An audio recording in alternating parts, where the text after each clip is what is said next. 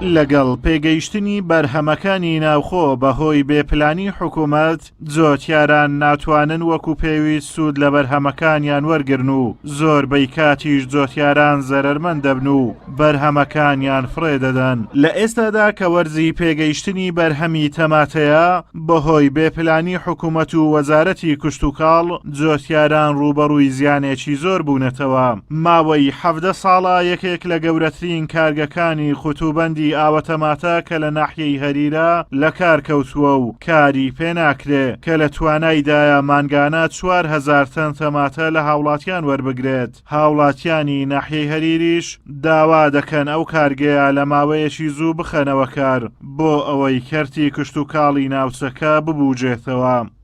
چونکە لێرەدا گەنجانیشی زۆرمان بێکارن دانیشتونەوە لە قەیداندانە و لەوانەیە یعنی گەربێتەوە کاری بکرێتەوە بۆ حکوومەتیش کارێکی باشی بەڕاستی بۆ شارچکێریشتێکی باشە کە گەنجانیشی زۆر دەست بەکارە و شتێ داکەن. بەسلامان کات دەگەر بێت و بکردم کارگەر هیوادارم هەم بەرپرسانی هەریر هەم دەستگای حیزبی حکومی بتوانن یعنی بەبێ حیزبات و بێەوە خەڵکان لێدا مەزن و کاری تێدا بکەن. بەتایبەتی کرێکارانی یخۆمان لە جەمەران سۆران دەشتی هەریر کە دەشتی بەپیتە بەڕاستی ئێمە کە سەرچاوی زەی بعد لێرەیە حکومە ئەیتوانی سوود لەو زەیوە ببینی سوودی لێ بینی سوادی لە بی کە دەمەژڕە بۆ کۆمەڵگای هەریر و دانیشتوانی و دەشتی هەریر کە دەشتێکی فراوان و بەپیت و بەبەرەکەتە بەڕاستی. کارگەی قوتوبەندی تەماتەی هەریر لە کاتی فاو هات دەست بەکار بووین زیاتر. ئینتاچێکی زۆر باشی هەبوو، کرێکارێکی گەرە زۆر گەنجی نەک هەری دەوروبەری هەریش باسرمە و هەتا مەنتیقی سەوانش زۆر بەشداریان دەکرد، هەموو لێ ئیشان دەکرد.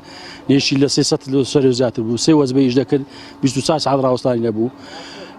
ئەو تەماتەی لە هەولێرێ داتێرە یعنی بەشێ هەموو کوردستانی ئێستا تەماتەکە بێ بەشێ ئەو معاملەکەی ناکات لەبەرەوەی ئینتاجەکەی گەلێک بەخۆتە ماجوونەکەشی دەرەجەیەکە زۆر زورشە. ئێستا ئەو کارگەریە دەست بەکار بیتەوە لەبەرەوەی هەم فەلاحەکان قازانجەکەن و هەم خەرچی گەنج و ئەوانەش لێرە بێ ئیش نابن و هەم لە ڕووی کارەبا حکومەت توانی استفادەی لێ بکە.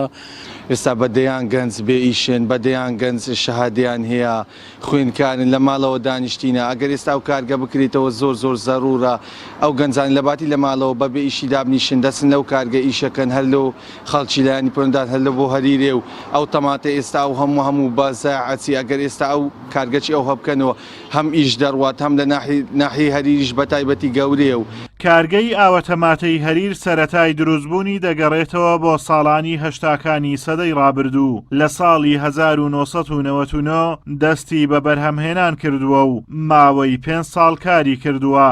لە ساڵی 2003 لە کار وەستاوە و لەو ماوەیە توانیویەتی 2,278,400 قوتووی ئاوەتەماتە بەرهەم بهێنێت. بەڕێوەبەری ناحیەی هەریریش دەڵێت هەوڵی جددی دەدەین بۆ خێراتر بەگەرخستنەوەی کارگەی ئاوەتەماتەی هەریر.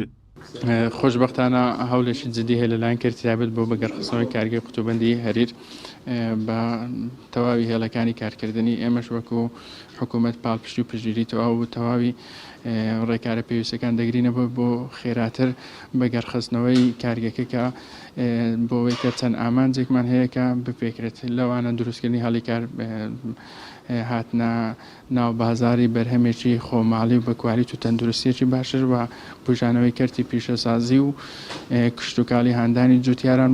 بەگەرخستنەوەی کارگەی ئاوەتەماتەی هەریر دەرفەتی کارکردن بۆ نزیکەی 400 کەس دەرەخسێنێت و کارگەکە لە توانایدا ساڵانە 48,000 تەن تەماتە لە جۆتیاران وەرگرێت. ئەگەر ئەم خەمساردی و بێبەرنامەی دەسەڵاتداران نەبووایە هیچ کات جۆتیاران زەرەرمەند نەدەبوون چونکە خاک و ئاو هەوای کوردستان گونجاو و لەبارە بۆ کاری کشتتوکاڵی. ئازاد ئۆمەراوەی تایبەت بە پەیامی ڕۆژ ناحیەی هەریر.